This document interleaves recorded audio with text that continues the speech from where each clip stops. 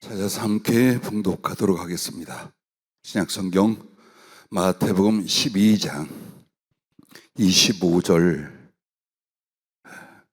잘못 여러분에게 타이핑된 것 잘못 여러분에게 불러드렸습니다.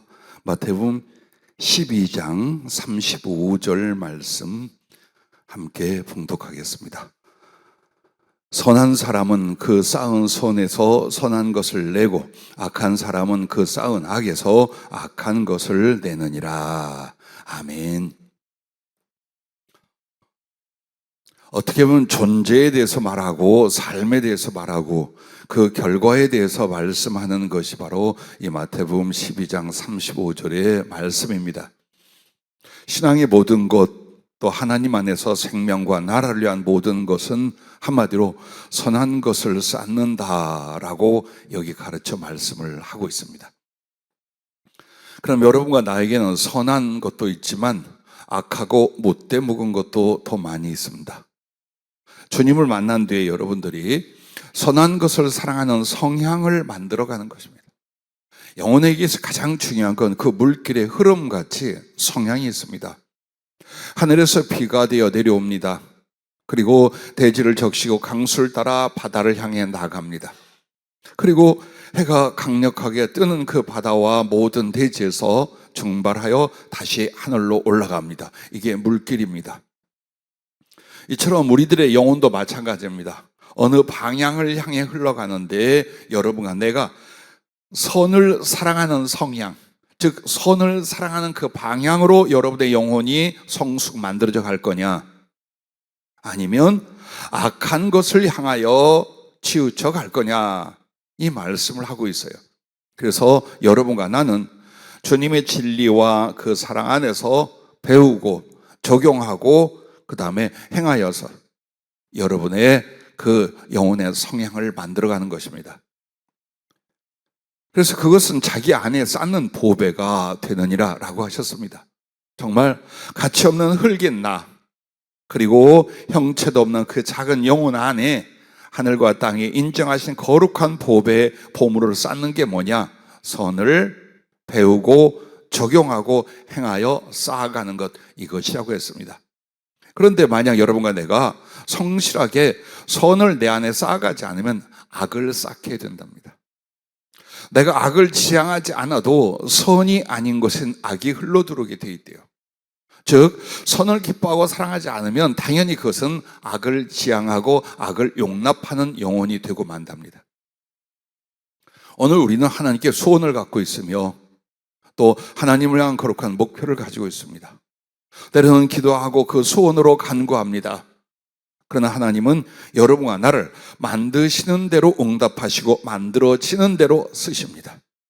즉 자기의 영혼과 심령은 만들지 않고 기도가 응답되고 하나님께 들어 쓰임 받기를 원하고 하나님 나라에서 그 보좌 앞에 나가기를 원하는 것은 그냥 욕망일 뿐입니다. 오늘도 주님은 여러분과 나를 이 악한 세대에서 선을 지향하고 선을 사랑하는 바로 선한 것을 쌓는 사람으로서 이 말씀을 명령하고 권면하고 계십니다. 그러면 첫째, 이렇게 말씀을 시작하셨습니다. 하나님을 경외함이 선의 근본과 지혜이다라는 것입니다. 선한 것이 무엇이냐? 하나님이십니다. 그래서 그 하나님이 자기를 나타내시고 우리에게 행하시는 모든 일들, 주시는 은혜와 생명들, 그 말씀 안에 있습니다. 그런데 바로 그 하나님을 경외함이 선의 근본과 지혜. 그래서 잠언 9장 10절에 보면 여호와를 경외하는 것이 지혜의 근본이요 거룩하신 자를 아는 것이 명철이니라 라고 말씀을 합니다. 그러면 우리가 하나님을 경외하는 것 어떻게 해야 될까요? 그 첫째가 주님의 마음을 배워라 라는 겁니다. 신앙생활, 아니 인생 전체에서 가장 힘써야 될 게 뭐냐면 내 하나님, 나의 예수님을 내가 알고 배워가는 과정입니다. 그러면 보이지 않는 하나님을 어떻게 알고 배우느냐? 말씀과 성령의 은혜와 삶의 경험을 통하여 예수님의 마음이 무엇인지, 하나님의 심성과 마음이 무엇인지를 알아가는 것이요, 그것을 배워가는 것입니다. 그럼 여러분이 주님의 마음이 어떤 것입니까? 창세기 1장 1절부터 요한계시록 22장까지 전체에 나와 있는 하나님의 인격성을 보십시오. 그분의 속성에는 그의 인간을 초월하고 피조물을 초월하는 영원 완성적인 속성들이 있습니다. 그러나 우리에게 당신의 형상대로 만드셨다는 그 부분이 바로 인격성이에요. 그러면 성경에 나오는 하나님의 인격성에 대하여 여러분이 어때요? 배워가는 거예요. 그래서 하나님의 말씀과 지식이 없는 사람이 그의 심령과 인격의 변화가 일어날 수가 없어요. 왜? 우리가 경험하고 소유하고 있는 건 전부 다 악한 것에 속하고 세상과 육신의 소욕에 속해 있어요. 그런 사람이 종교 생활을 한다 해도 지극히 형식적으로 다니는데 마음이 변화되고 인격이 성숙되느냐? 그런 일이 일어나지 않아요. 그래서 일어나지 않는 거예요. 처음부터 여러분과 나는 이 신앙생활, 하나님의 부르심 앞에 도대체 그걸 어떻게 하는 거냐? 믿음도 있고 소망도 있고 순종과 충성, 사랑도 있는데 이 모든 것들의 시작은 예수님의 마음, 하나님의 마음을 우리가 알고 배워가는 것입니다. 이렇게 막연하게 여러분에게 말씀을 드립니다마는, 자, 하나님 나라의 기초석 보석이 12가지예요. 그리고 대제사장의 그 흉배 보석도 12가지예요. 최근에 기도한데 세상에서는 무지개색 정의를 7가지로 했었어요. 역사적으로는 5가지도 했다가 그렇게 정해요. 근데 하나님께서 무지개색을 12가지 색으로 말씀하신다라고 일러주셨어요. 즉, 이 12가지 보석, 12가지 그 법에서 나오는 색깔, 그것이 바로 예수님의 마음, 하나님의 우리를 향한 인격성이라고 하셨어요. 그러면 도대체 그럼 그 12가지가 무엇인가? 여러분과 나는 성경이 성경을 드러내어 가르치는 힌트를 생각해야 됩니다. 제일 중요한 건 여러분과 내가 부인할 수 없는 갈라디아서 5장 22절, 23절 말씀. 오직 성령의 열매는 사랑, 기쁨, 화평, 오래 참음, 자비. 자비는 긍휼과 같은 동의어가 됩니다. 불쌍히 여겨 베푸는. 자, 양선. 양선이라는 건 선량함에 대해서, 바름에 대해서 말합니다. 충성, 성실과 그리고 주어진 책무를 잘 감당하는 충성됨을 말합니다. 온유, 그리고 마지막 절제. 이렇게 해서 9가지. 이것은 12가지 보석에 상징하는 그리스도의 성품 혹은 그의 인격성에 대하여 성도가 배우고 따라야 될 것에 대해서 알고는 있어요. 근데 12가지야. 이제 이 3가지가 어디에서 도대체 꽤 맞춰져야 성경에서 우리가 배울 수 있을까 고민들 하셨을 거예요. 에베소서 5장 9절에 보면 너희가 전에는 어두움이었더니 이젠 주 안에서 빛이라. 그러므로 빛의 열매는 이라고 말합니다. 거기에 모든 착함과 의로움과 진실함이 있느니라. 이렇게 말해요. 자, 보십시오. 모든 착함과 의로움과 진실함이 이 성령의 9가지를 마저 채우게 됩니다. 그렇게 해서 12가지예요. 물론 이것이 예수 그리스도의 마음과 인격을 다 표현했다고는 볼 수 없지만 주로 중요한 주제에 대해서는 우리에게 충분히 가르쳐주고 계십니다. 그래서 여러분과 내가 예수님의 마음, 하나님의 마음이라고 한다면 많은 성경에 나와 있어요. 그의 진실하심과 성실하심과 자비로우심과 은혜로우심과 오래 참으심과 긍휼이 한이 없으심과 사랑을 위하여 모든 걸 내어주되 예수 그리스도까지 바치시는 아버지의 사랑하심과 의로우심과 정의를 세워가지고 등등이 있어요. 그런데 그걸 우리의 하나님은 그런 분이로구나 라고 하는 게 아니에요. 배우는 거예요. 그것을 깨달아 알고 적용하고 실천하는, 이게 하나님의 부르심과 생명이며 그리고 신앙생활이에요. 우리가 이것을 좀 소시적에 처음 교회 다닐 때부터 강력하게 말씀을 받았다면 훨씬 더 아름답고 쓸모있고 그리스도를 더욱 닮아가는 영혼과 심령으로 세워졌을 것입니다. 성경은 그렇게 가르치는데 가르치는 사람들이 이 부분을 아주 작게 다뤘거나 다루지 않는다면 여러분과 나도 거룩한 성숙에 있어서 상당히 손실이 컸으리라 생각을 해요. 자, 여러분과 나에게 이렇게 자꾸 성경 전체나 성령님의 은혜와 감화 안에서 그리고 나의 삶 속에서 여러분은 뭘 봐야 돼요? 이럴 때 예수님의 마음은, 하나님은 나를 향하여 어떤 마음이셨구나, 어떤 생각이셨구나, 어떤 감정이셨구나, 그것을 여러분 어때요? 자꾸 깨달아가며 자기에게 적용을 해야 돼요. 그걸 깨닫고 적용을 해나가야 되는 거예요. 이 부분을 놓치면 여러분과 나는 수없이 많은 시간과 기회를 낭비하며 오히려 그 반대로 치우쳐 무너져 갑니다. 생각해봐요.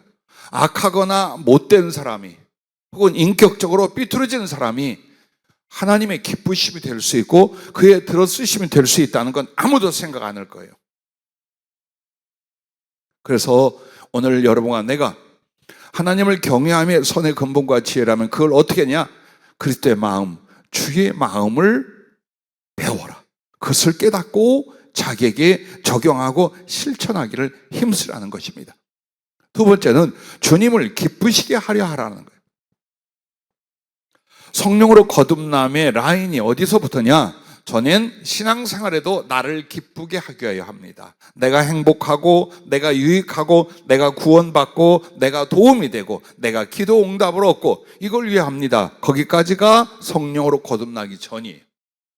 그러나 성령으로 거듭났을 때는 그 사랑과 그 생명의 영광과 풍성함, 그 은혜를 알게 돼요. 그리고 나의 체질과 영혼의 변화가 일어나기 시작합니다. 그때부터는 하나님을 위하여, 예수 그리스도를 위하여가 되는 거예요. 그게 거듭남이에요. 그래서 여러분도 여러분 스스로와 자녀들을 한번 보십시오. 우리 가족들이 성령으로 거듭난 사람인지 아닌지 이걸 가장 중요하게 여기고 고민을 해야 돼요. 어떤 직업을 갖고 어떤 사업을 가지고 어떤 사람을 만나고 어떤 일들을 이루고 이거는 아주 나중 일이에요. 근데 그게 바로 어디에다 있어요? 주님을 기쁘시게 하는 심령과 삶과 목적으로 돌입했는지 아직도 여전히 신앙, 즉 신앙생활의 테두리 안에 있고 예수님을 구주라 말하지만 실제로 10번이면 10번 중에 7, 8번 나아가 9번, 10번 다 자기를 기쁘게 하려 해요. 절대로 여러분 안에 하나님의 선한 것을 배워 채울 수가 없어요. 에베소 5장 10절에 주를 기쁘시게 할 것이 무엇인가 시험하여 봐라라고 했어요. 진정한 주님에 대한 사랑은 여기에 있습니다. 하나님을 기쁘시게 할 것이 무엇인가. 그리고 이 말씀이 어디에서 나왔어요? 너희가 전에는 어둠이었더니. 이게 뭐예요? 죄의 자식들이었다. 육신의 소욕과 세상에 흘러가는 정욕대로 살고 그래서 불순종의 아들들 가운데 역사하는 마귀가 너희들을 지배하고 조종하여 너희는 근본적으로 하나님의 진노의 자식들이었다. 그 말씀을 하는 거예요. 그랬는데 이제는 주 안에서 빛이라. 즉 그 빛이 무엇인가? 하나님과 진리 그리고 그 속에 있는 생명 그리고 그 생명은 무엇으로 나타나요? 예수님의 인격성으로 나타나는 거예요. 내가 구원을 받았는지 내 안에 하나님의 생명이 있는지를 육체의 생명에 삼켜서 몰라요. 근데 하나님의 생명력은 뭘로 나타나요? 그분의 성품과 인격성으로 나타나는 거예요. 그래서 여러분 안에는 내 안에서 주님을 기쁘시게 하는 모든 착함과 의로움과 진실함으로 사는 것, 이게 바로 주님을 기쁘시게 하는 거예요, 이 말이에요. 그래서 네가 한번 해봐라. 정말 주님이 기뻐하는지 아니면 모른 체 하시는지 아니면 이놈아 쓸데없는 짓 하고 사네 라고 하시는지 해봐라 이 말이에요. 그게 바로 시험해보라는 거예요. 그래서 모든 착함과 의로움과 진실함, 사랑이나 기쁨이나 화평이나 오래 참음이나 자비나 선량함이나 온유함이나 충성됨이나 그리고 절제함이나 이런 모든 것들에 대하여 여러분이 어때요? 위에서 지시가 있을 때까지, 혹은 책망을 받아 움직이는 게 아니라 내 스스로 어떤 인격성이, 어떤 마음가짐과 그것을 행하는 것이 하나님을 기쁘시게 하는가, 그걸 찾아봐라 이 말이에요. 그렇다면 왜 나만 보면 그래? 왜 나만 보면 책망하고, 나만 보면 야단치고, 나만 보면 트집 잡아 그래요? 듣기 싫어합니다. 그 말 듣기 전에 여러분이 하는 거예요. 하나님 앞에서와 사람들 앞에서 더욱 선한 것에 대한 인격성, 그리고 그 나타남을 내가 하는 거예요. 그렇게 하면서 내 마음 안에 주님을 기쁘시게 하죠. 어느 누가 온전한 인격과 예수님을 닮은 마음을 다 나타낼 수 있겠어요? 거기에 반하거나 부딪히거나 너무나 힘이 들고 어려운 것도 있어요. 그러나 그걸 왜 하느냐? 하나님이 그걸 기뻐해요. 예수님이 그 모습을, 그 마음을 너무너무 사랑스러워해. 그럼 내가 해야 돼. 힘이 들고 어려워도, 때로는 손해를 봐도 바로 이 예수님의 마음, 이 하나님의 인격성에 대하여 내가 실천해서 그분의 기쁨이 되자. 충성은 왜 하는 줄 아십니까? 봉사는 왜 하는 줄 아십니까? 예배는 왜 드린 줄 아십니까? 하나님을 기쁘시게 하기 위해서. 그분이 그걸 참 기뻐하시는 거예요. 그래서 때로는 손해와 어려움과 고난이 와도 내가 그것을 하여 그분을 기쁘시게 하려는 거예요. 성도들 안에 이 마음이 없잖아요. 아주 형식적인 신앙생활이 돼요. 그리고 지 마음대로 하고 지 마음대로 부서뜨리는 짓을 하나님 앞에 해요. 그런데 내 안에서 하나님을 기쁘시게 하고 싶어. 그가 나를 이토록 사랑하고 나를 기쁘시게 하니 나도 작은 것이지만 정말 하나님을 기쁘시게 하고 싶어.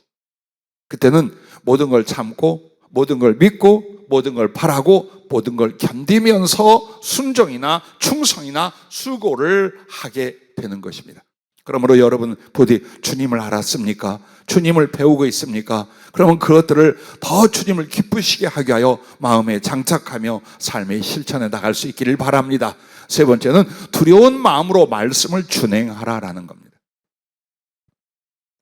나는 예수님을 사랑하고 그 기쁨을 충분히 누립니다. 그의 아름다우심과 오래 참으심과 자비하심을 압니다. 그러나 여러분은 지시하고 강력하게 책망하지 않아도 하나님을 어떤 마음으로? 두려운 마음으로, 가장 두려운 마음으로 여러분이 섬기고 그 앞에 있어야 돼요.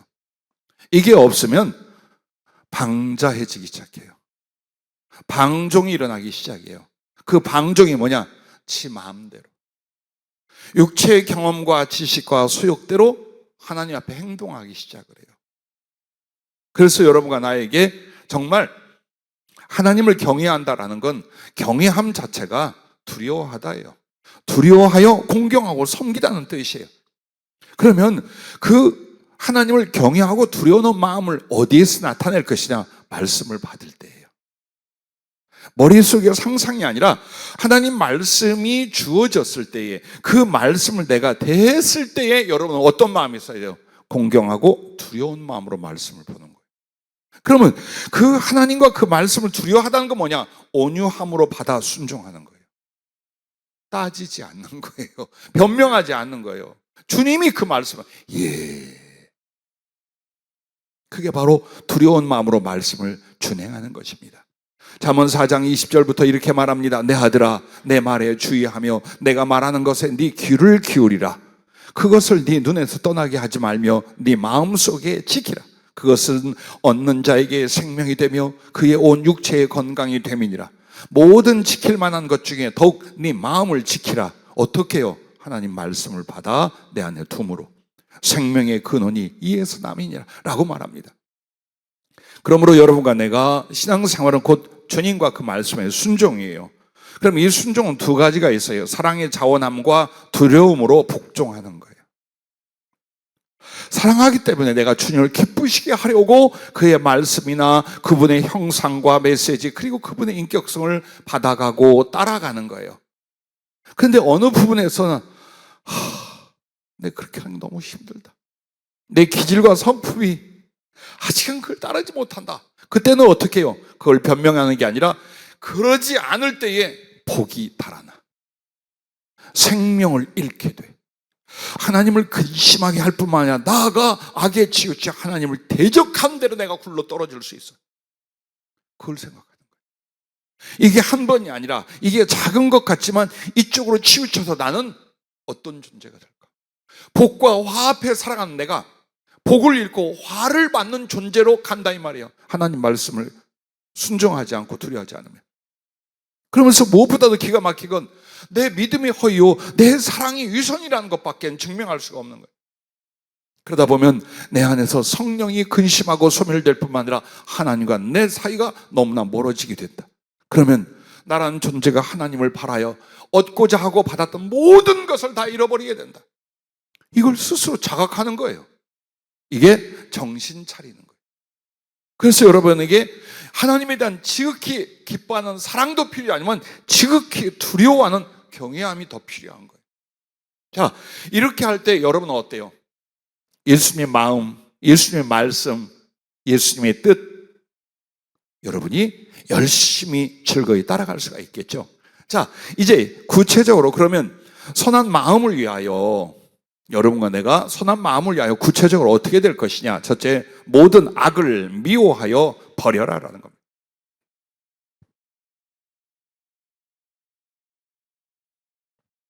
자꾸만 삶의 처지나 환경 혹은 사람들 사이에 살아가는 삶의 방식 이걸 들이대지 말아요.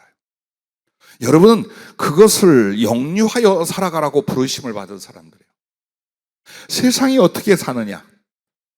사람들이 무엇을 추구하느냐?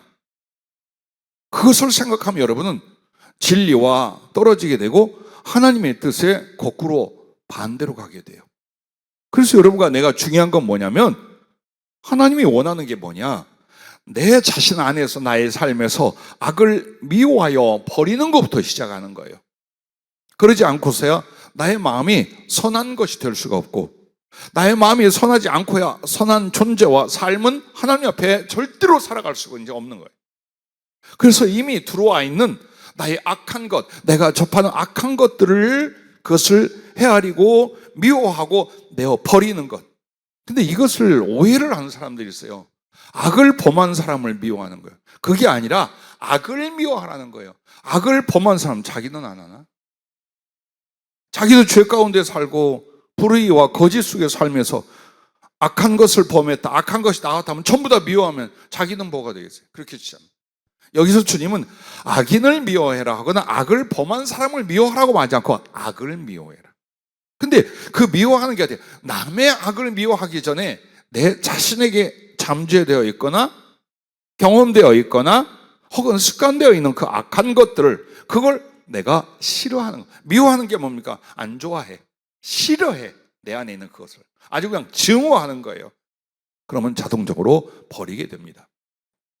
이 방법을 데살로니가전서 5장 21절부터 이렇게 말합니다. 범사에 헤아려 좋은 것을 취하고 악은 어떤 모양이라도 버리라. 이 말이 뭡니까? 악은 어떤 모양이라도 버리라.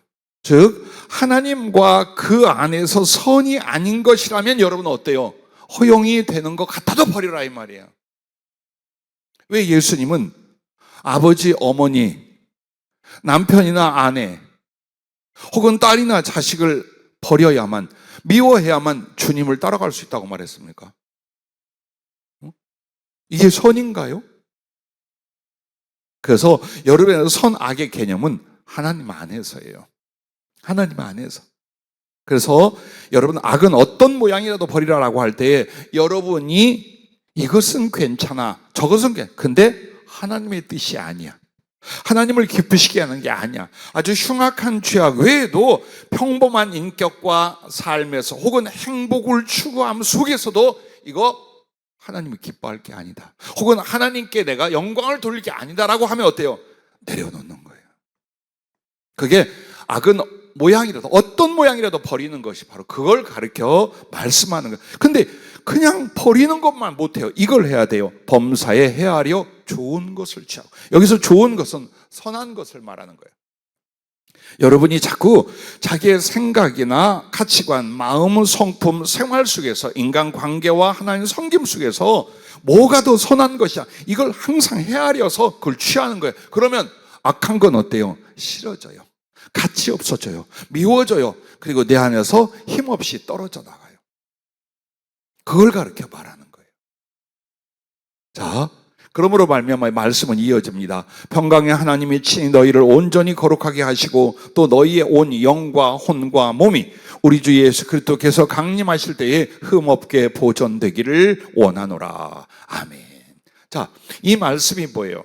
악은 모든 모양이라도 버리는 것과 범사에 헤아려 좋은 것을 취함으로 말미암아 여러분의 영과 그리고 혼과 몸이 거룩하여져서 예수님을 닮고 하나님께 합당해져서 혹시 그분이 재림하신다 할지라도 혹은 내가 그 앞에 간다 할지라도 여러분은 어때요? 그의 모든 선한 것과 좋은 것과 생명 안으로 넉넉히 들어간다. 너를 지키는 것이다 라고 말씀하고 있는 것입니다. 그러므로 여러분 보세요. 범사에 좋은 것, 선한 것을 내가 택하는 것이 모든 악을 버리고 이기는 것이 된다 그 말입니다. 또한 로마서 12장 21절에 보면 악에게 지지 말고 선으로 악을 이겨라 라는 같은 말씀을 하고 있습니다. 그럼 여러분 여기에서 영과 혼과 몸으로 나눈 건 삼분설을 주장하는 게 아니에요. 영이라고 하는 건 사실 뭐냐면 여러분의 인격적인 존재 전체를 가르쳐 말해요. 즉 영혼을 가르쳐 말해요. 그럼 여기서 혼이라고 말한 건 뭐냐? 여러분의 생각과 마음, 감정 등등 여러분의 마음 쪽을 말하는 거예요. 그러니까 근본 영혼 그리고 여러분이 취하고 분별할 수 있는 여러분의 마음 그리고 내 몸 그것을 주님 오실 때까지 거룩하게 하여 흠없이 보존하는 것이다. 무엇을? 항상 모든 일마다 선한 것이 무엇인지 그걸 분별하고 그걸 택함으로 말미암아 내 안에서 악은 어떤 모양이라도 내어버리가 되어서 주님 오실 때 나의 마음도 영혼도 내 몸까지라도 하나님 앞에 거룩하여져 온전히 연락될 수 있게 하는 것이다 라고 데살로니가전서 5장 21절부터 23절에 말씀하고 있는 것입니다.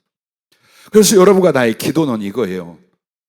기도할 때마다 여러분에게는 목적이 있어요. 목표가 있어요. 그게 무엇을 어려워 필요하여 구함이 아니에요. 우리가 기도가 왜 은혜와 성령 속에 못 들어가느냐? 그 이유가 뭐냐면 하나님이 그 기도 속에서 내게 줄 은혜와 나를 만드시고 만질 교통하심과 그리고 건설하심과 교제하심에 대하여 내가 문외한이 되어 있어요. 전혀 몰라. 그래서 기도는 뭐냐? 내가 필요한 걸 할 말을 자꾸 하는 거라고 생각하는 거예요. 그래서 5분이면 다 해. 길어야 10분이면 다 하지 뭐 말로 하면. 그 뒤부터 이제 반복 재생만 하고 있는 거예요. 거기에 좀 감정을 좀 더 실어보고 목소리를 키워보기도 하고 이것만 하는 거예요. 그래 기도하다 보면 지루하고 피곤해. 그리고 끝나서 이제 집에 돌아가시거나 집에 있을 때도 열매가 없어. 기도하고 왔는데 열매가 없어 심령에. 그리고 내가 구한 것이 어느 때나 이루어지나 이 조바심과 염려 속에 또 살아가. 기도를 이걸 위해 주신 게 아니에요. 여러분 지식으로 하나님 말씀을 받았어요. 그리고 성령을 받았어요. 그럼 그 말씀의 지식을 가지고 내가 하나님을 알고 그의 말씀을 받아요. 그리고 나에게 조목조목 깨우치고 지시하고 감동하도록 성령님의 역사가 있어요. 이것이 말씀과 성령으로 말미암아 나를 가르치고 교통하는 확대되는 시간, 전문적으로 직접적인 시간이 되게 하는 게 언제냐? 그게 기도 시간이 돼야 되는 거예요. 그게 그 속에서 이것저것 다 단절하고 막아놓고 오직 그 말씀 앞에 그 성령 앞에서 내가 하나님께 듣고 가르침받고 감화하고 지시하고 위로하고 그러므로 영적 교제와 교통이 일어나게 하는 것. 이게 기도의 가장 진실하고 순수한 목표예요. 주님이 주고자. 그러면 그 속에서 여러분이 말씀을 받고 성령의 감화를 받으면 거의 어떤 걸 말합니까? 하나님을 경외하여 선에 이르는 것들이에요.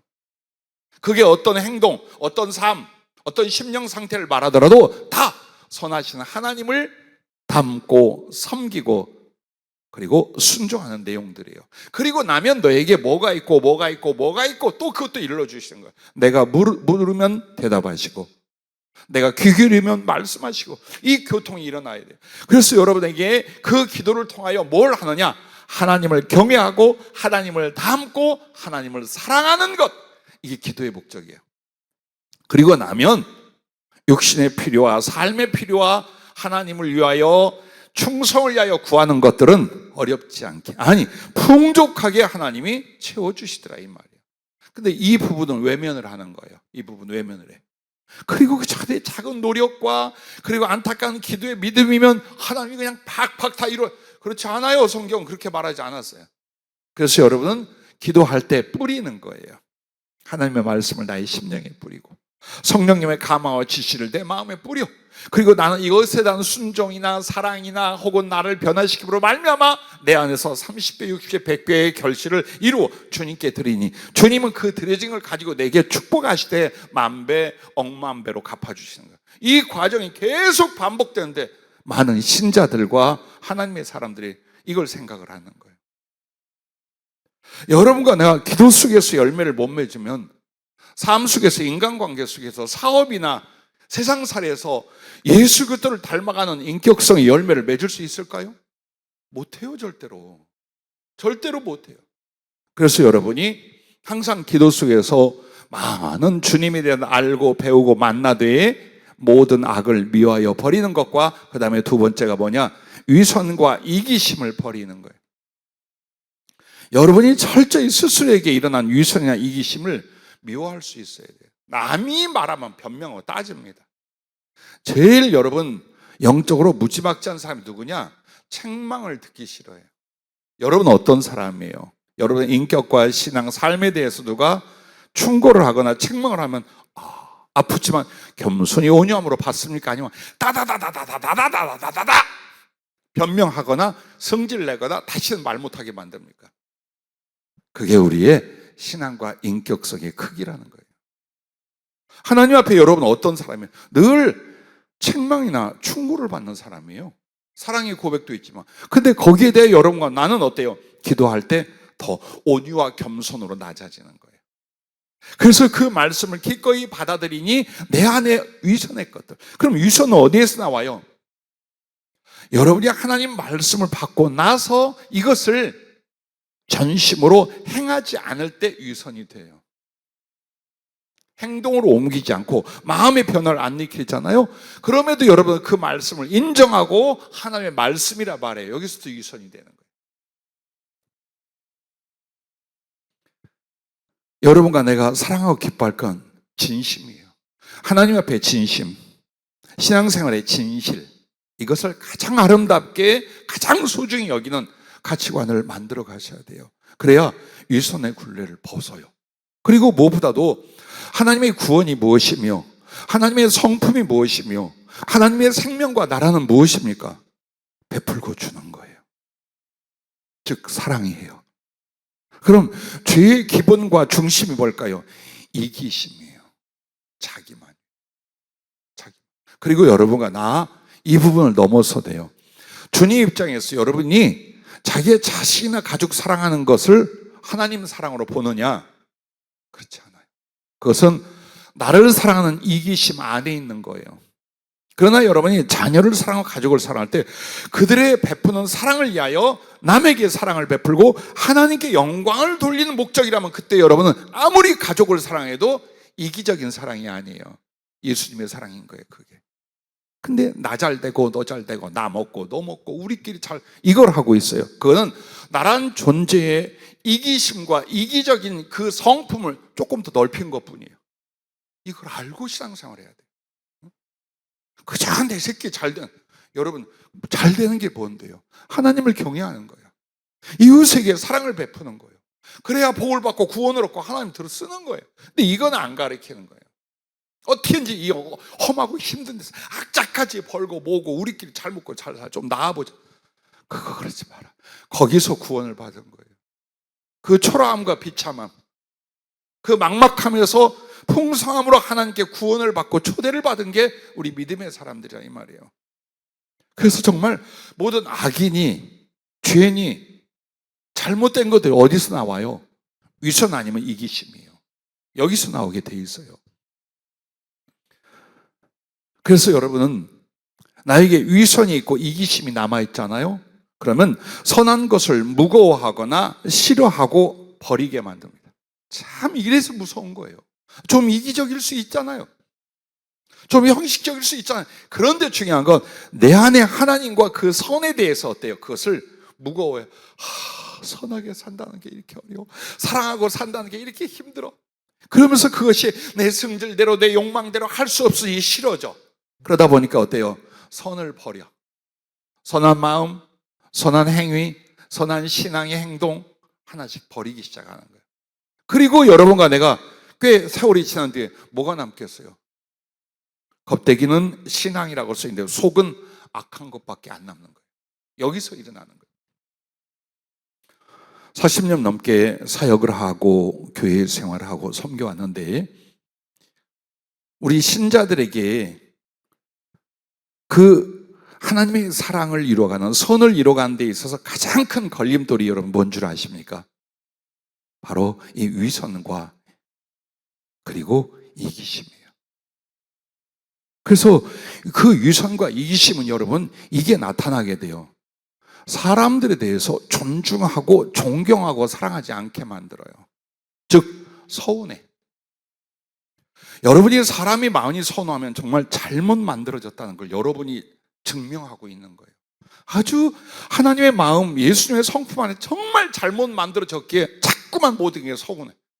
내 새끼들도 서운하고 부모도 서운하고 남편도 서운하고 아내도 서운하고 교회도 서운하고 목사도 서운하고 다 서운해. 근데 그 서운 조금만 잘하면 뭐가 돼요? 미움이나 멸시가 돼요. 많이 해봤죠? 미움이나 멸시가 돼요. 이걸 가지고 어떻게 하나님의 선한 인격성 혹은 그 선한 형상을 내가 본받고 내 안에 채워가겠어요? 안 돼요. 그래서 여러분이 많은 걸 퍼주고 나눠주던 그 선교나 선행이나 봉사 이전에 착한 마음을 가지려고. 하나님과 사람 앞에 착한 마음을 가져 어떻게 해서라도 서운하고 밉고 판단하고 정죄하고 비판하고 하지 말아요. 이거 안 하면 사랑이란 선함이란 내 안에 이만큼도 안 생겨요. 안 생기게 돼 있어. 그래도 계속해. 취미로 하고 재미로 하고 한번 해봐요. 안 생겨요. 절대로 안 생겨. 그리고 인색함이에요. 여러분이 주님을 섬길 때는 어떻게 해요? 내 생활과 내 삶을 다 따져보고 크게 부담되지 않는 10원짜리로 했어요. 근데 내가 필요로 하고 내가 쓰는 것에는 그래도 아무리 어렵게 해서 좀 사람답게 한번 살아보자. 이건 마땅히 필요한 거야. 그래서 10,000원짜리로 해. 자, 다른 사람들에게도 그런 거예요. 내가 10원짜리를 빼내려고 했더니 계산해 보니까 어려울 것 같대. 그렇다고 해서 막 뭐가 생기는 것도 아니야. 그러므로 남에게 베풀거나 주를 섬기는 일에 그 10원짜리 하지 말자. 내가 안 하면 다른 교회들이 하겠지. 뭔가 작정을 하고 계획을 세워도요, 싹 빠지면서 내가 안 하면 남이 하겠지. 여러분, 그게 얼마나 자기를 비참하게 만드는 거예요.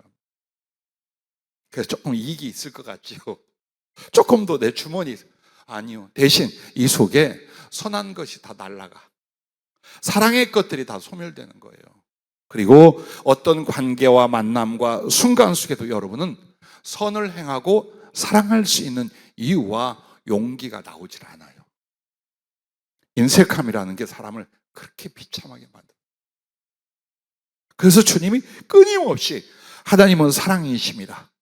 그럼 그 사랑이신 하나님을 영접하고 그의 생명과 풍성한 달란트가 무엇으로 온다? 사랑이 나가게 함으로, 선이 나가게 함으로 온다라. 이걸 성경 전체가 우리에게 가르쳐 주는 거예요. 그러면 여러분 부디 기억하십시오. 여러분이 누가 나를 도와달라고 할 때 돕는 것은 늦은 거예요. 그럼 어떻게 해야 돼요?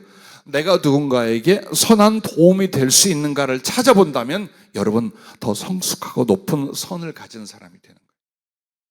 그리고 그 선을 베풀고 나눌 때에 내가 아낌없이 이기심을 넘어설 수 있다면, 인색함을 뛰어넘는다면 여러분 굉장히 선한 사람들이에요. 주님의 형상, 주님의 기쁨이 된 사람. 근데 발발발발 떨면서 자기 사는 것 걱정과 아까움에 매달려 살죠. 절대로 여러분은 선함, 착함, 사랑스러움, 사랑을 행함 이쪽으로 못 가요. 그러면 선하지도 착하지도 사랑도 이룰 수 없는 사람에게 주님 물질 주고 성령 주고 능력 주고 삶 주고 사람 맡기고 하겠어요? 안 돼. 이 양들 굶어 죽든 병들어 죽든 말든 자기만 살 사람들 이렇게 하면. 그래서 이 양들의 생명을 살리고 양들을 치료하고 이 양들을 하나님 앞에 정말 풍성한 꼴로 먹이라고 맡길 수 있는 사람은 누굴까요? 착해야 해요. 선을 기뻐할 수 있어야 돼요. 넉넉히 사랑을 실천할 수 있는 사람들이어야 돼요. 그렇지 않고는 자기 자신밖에 모르고 하나님의 선과 그 선을 이루려는 것을 희생시켜버리는 사람이 되고 맙니다. 이게 중요한 거예요. 그래서 여러분 매 판단 순간 속에 내 성질대로 내 이익대로 내 자주 하지 마. 절대로 그렇게 하지 말아요. 그렇게 하기를 수십 년 동안 살았어요. 어떻게 해야 손해 안 볼까? 어떻게 해야 조금이라도 이익이 될까? 어떻게 해야 자존심을 세울까? 어떻게 해야 내 얼굴 낮춰? 그러지 말아요. 그것이 우리들을 선을 잃게 만드는, 의를 잃게 만드는, 착함과 그리고 빛의 열매를 잃게 만드는 것들이에요. 왜? 그걸 잘 정죄를 안 해요, 우리가. 위선이나 이기심, 인색함에 대해서 여러분 막 정죄합니까? 그러면 여러분요, 선과 사랑이 풍요로운 사람 금방 성장. 그런데 변명을 해요. 끊임없이 변명을 합니다. 내가 이럴 수밖에 없어. 난 이런 생활이야. 이러기 때문이야. 저것이 저렇고 저것이 저러니까 내가 이럴 수밖에 없지?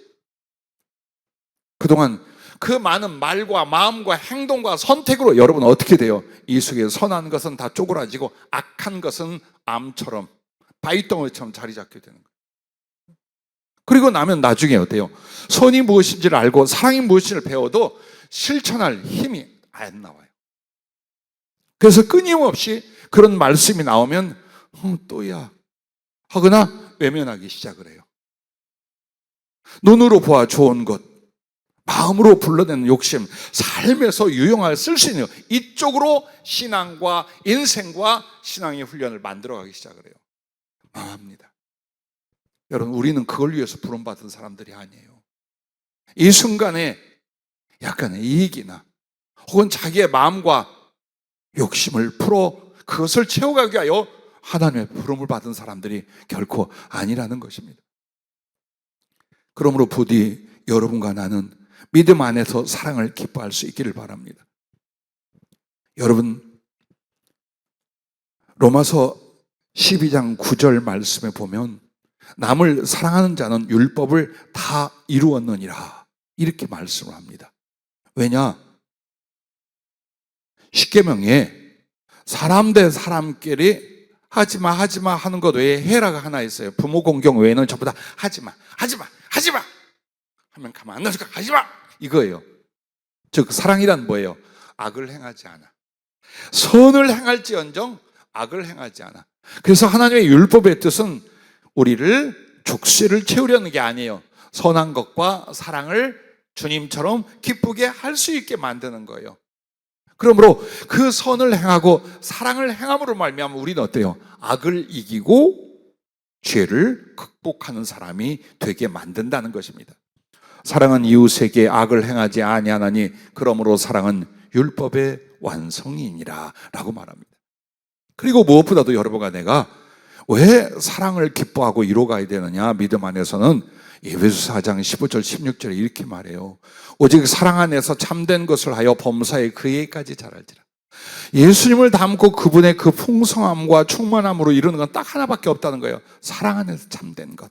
그럼 참된 것이 뭘까? 사랑을 실천하는 행위예요. 진리를 실천하는 행동이에요. 이게 참된 거야. 즉 사랑을 실천한 것 외에는 예수 그리스도를 닮아가고 예수 그리스도의 장성함에 이를 수 있는 사람은 아무도 없다라는 거예요. 그래서 여러분과 나에게 그 사랑이 얼마나 뿌듯함을 주느냐, 얼마나 기도응답에 유익이 되느냐, 얼마나 나를 이것 이전에 뭐가 있어요? 예수님을 닮아가는 예수님의 그 풍성함에 장성함에 이르는 성숙함이 뭐냐? 사랑을 행위로 옮기는 바로 이걸로 말미암아 그렇게 된다는 거예요.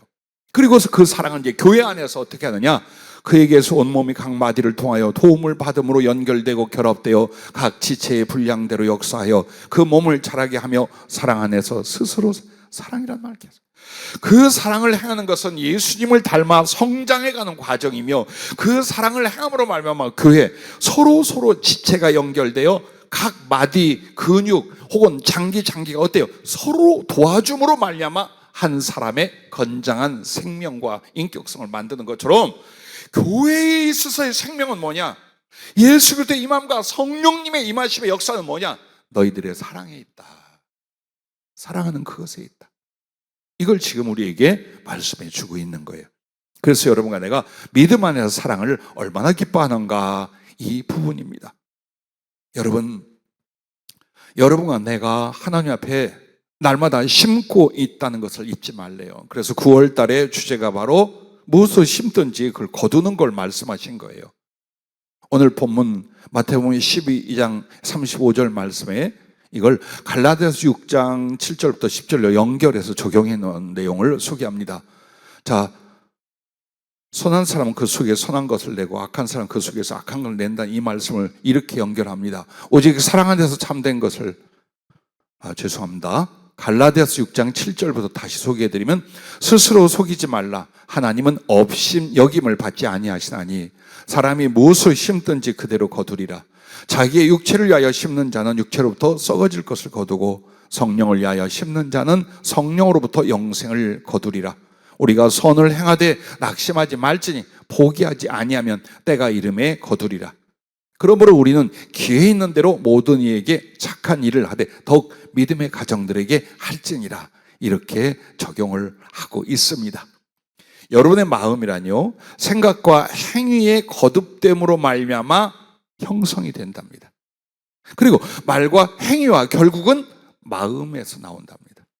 그래서 우리는 매 순간의 선택으로 자기 안에 선을 심거나 악을 심는 삶을 지금 살아가고 있답니다. 그러면 끝으로 선한 것을 쌓는 것에서 선을 내게 된다는 것, 자, 어떤 일이 벌어질까요? 첫째는 주님을 가장 닮은 인격성이 된다라는 겁니다. 이게 주님의 구원의 목적이었고 여러분에게 은혜와 연단을 주시는 목적이 바로 이 부분이에요. 장례식장에 갔다 올 때마다 우리는 고난이나 질고 어느 정도 어려움 속에 마지막을 마치는 성도님들 이야기를 듣습니다. 능력의 하나님, 긍휼의 하나님이 왜 성도의 죽음에 고난이 따르거나 질거나 약하면 인생이 그런 거야, 몸이 그런 거야 라고 할 수 있지만, 제일 중요한 건 주님께서 우리를 거둬가실 때의 목적이 뭡니까? 그리스도를 가장 닮은 사람을 만든 뒤에 데려가는 거예요. 이 사람에게 60년의 시간이 있었는데 59년 동안 대충 살았어요. 그럼 이 마지막 1년이라도 어떻게 해서도 세상의 욕망과 정욕과 죄악과 그리고 그렇게 살았던 삶의 기질과 성품 등을 내리고 믿음으로, 소망으로, 사랑으로 오직 주님을 앙망하며 닮아가는 그 모습을 만들게 하여 삶을 내려놓게 만드는 거예요. 삶을 내려놓으면서 인간의 체질과 욕망도 함께 내려놓으며 그 속에서 믿음의 사람이라면 예수 그리스도를 닮고 예수 그리스도를 지향하는 영혼의 거룩한 성숙이 강력하게 일어나요. 그 속에서 그 마지막을 주시는 거예요. 대부분. 그렇다면 왜 이야기하느냐? 여러분과 나는 마지막 1년과 6개월이 아니잖아요. 그때 가서 그렇게 해서 만들어지겠느냐? 아니면 매일 매순간 우리는 하나님 앞에 그 거룩한 목적대로 우리를 선을 쌓는 심령과 존재로 만들어갈 것이냐? 바로 이 부분입니다. 그래서 주님을 가장 닮은 인격성이 되는 것, 그게 바로 주의 부르심과 구원, 심지어는 은혜 주시가 연단의 목표예요. 이 부분이에요.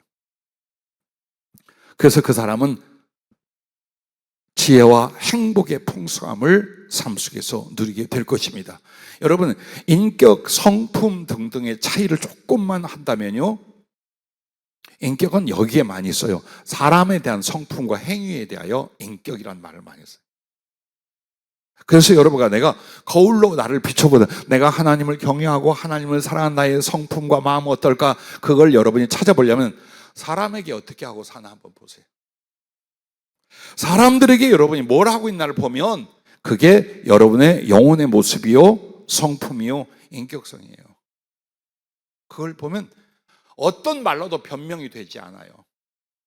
그걸 봐야 돼요. 그래서 여러분의 인격성이 예수 그리스도를 닮은 가장 고상한 것으로 성장해 간다는 것이요. 둘째는 말씀과 성령의 깊은 깊은 것을 낸다. 생명수의 강처럼. 우리의 뱃속에 흘러나오는 생수의 강처럼 여러분은 형식적이고 조그마한 말씀 그리고 성령의 작은 은혜, 그걸로 갈망하며 목마르며 살아가 남에게는 베풀고 나누지도 못하는 이런 영혼, 이런 신앙생활이 아니라 내 안에서 말씀과 사랑과 성령의 충만함이 흘러넘쳐. 그래서 그것을 내가 누리고 증거하고 남에게 전이하는 사람이 되는 거예요.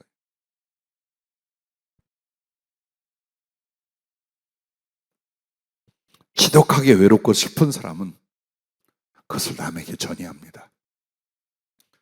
아주 부정적이거나 악한 사람은 그것을 남에게 또 전이시킵니다.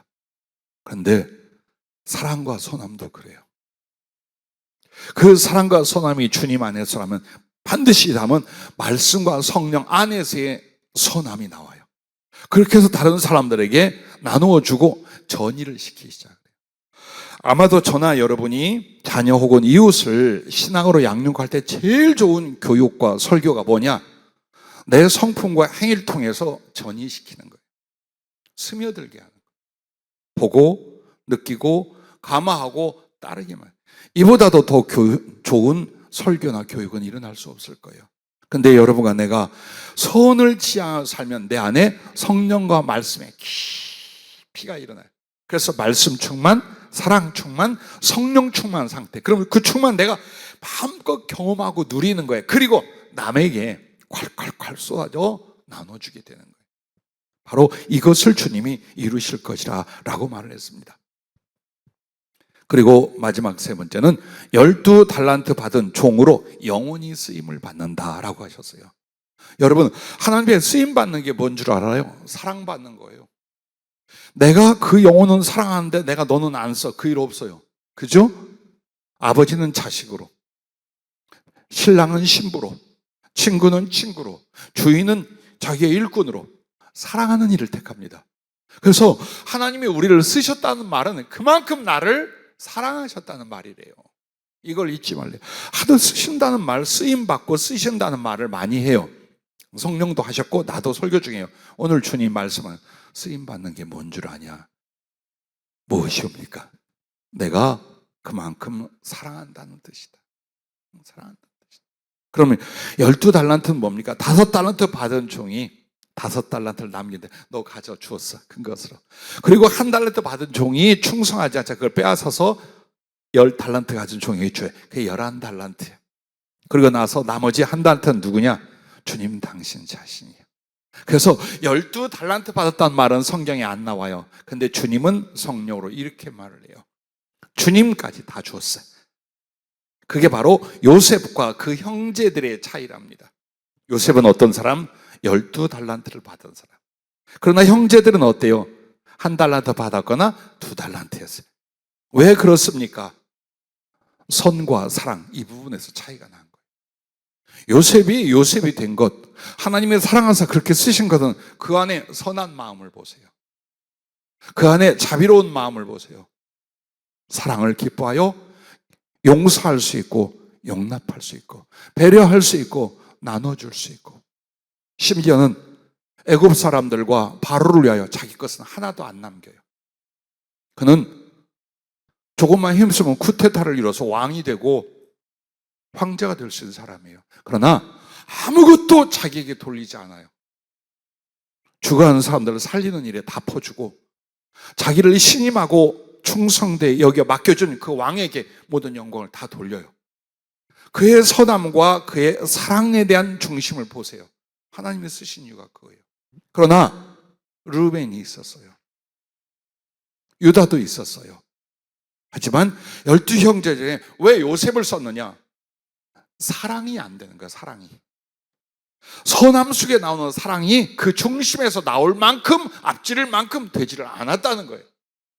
그래서 앞으로 여러분과 나도 마찬가지라는 거예요. 1달란트 받은 종이 누굽니까? 이 속에 선과 사랑이 없는 사람이 재능과 물질과 능력을 가진 거예요.